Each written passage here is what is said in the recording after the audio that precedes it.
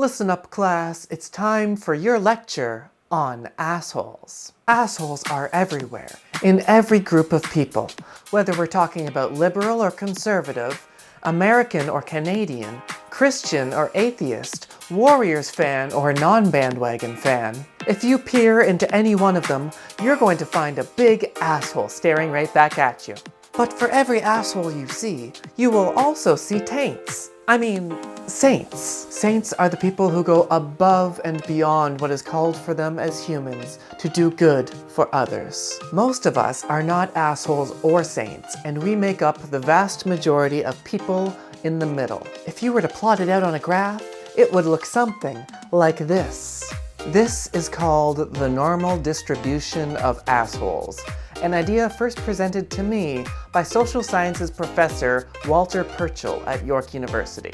By the rules of the normal distribution of assholes, we can see that in any group with a large enough sample size, 95% of people fall within 2 standard deviations of the mean. That means average. And there are extreme outliers on the left and the right for assholes and for saints. If we were to use Warriors fans as an example, we'll see that billionaire Mark Stevens is on the asshole end. And on the saintly side is the beloved Del and Sonia Curry.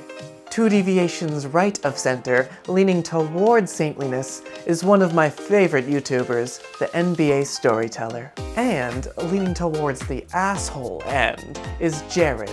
You know, that guy from your office who used to be a Lakers fan. The normal distribution of assholes shows us that 67% of Warriors fans fall between the NBA Storyteller and Jared from Sales, which means that 83.5% of them aren't assholes whatsoever. Why do I bring this up? Well, after Game 5, there was a lot of chatter about how Raptors fans are assholes for cheering when Kevin Durant got injured. I am here to challenge that. Because I know my fans, and I know that there is no chance in hell that everyone in Scotiabank Arena were assholes in that fateful moment. I mean, look, Superfan wasn't. Superfan was genuinely concerned for his boy KD. I wasn't in the building, so I can't attest to how many fans were cheering. But I did hear from Kevin O'Connor at The Ringer, a neutral party who was at the game, that most fans were not cheering for KD's injury. To me, in that moment, the loud cheering was because the Raptors had a 2-on-1 fast break and Serge Ibaka drew a foul and nearly got an and one. You didn't hear the KD chant on the broadcast. The KD chant happened within like 8 seconds.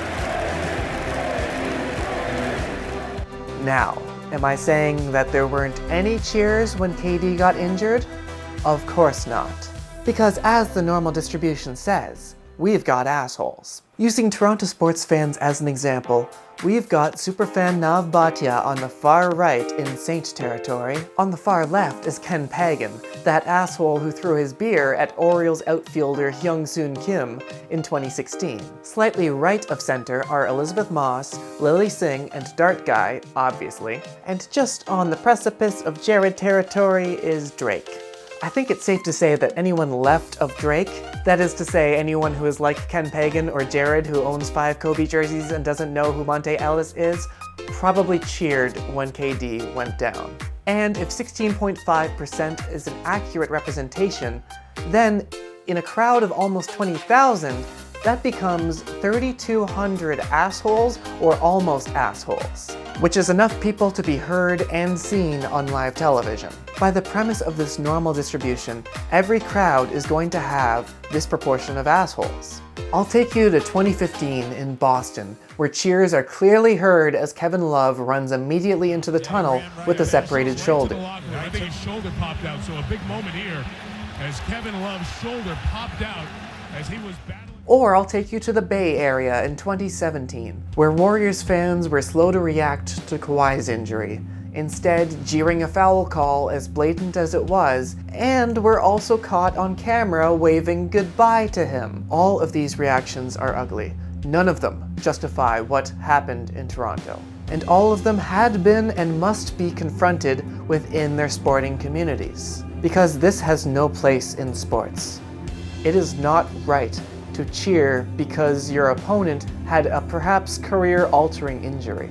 I wish that our entire crowd could have had a moment of silence followed by chanting for KD, KD, KD. But because of the normal distribution of assholes, we have to live with this. What do we do from here? Well, it's difficult because an asshole doesn't know that he's an asshole unless he's called out for being an asshole.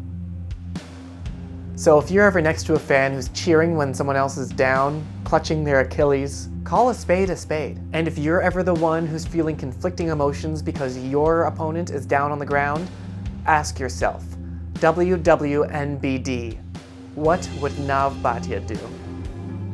Thank you for taking part in my lesson on assholes. I'm releasing this on the same day as Game 6, so my Raptors are one win away from winning it all, and I am just so excited.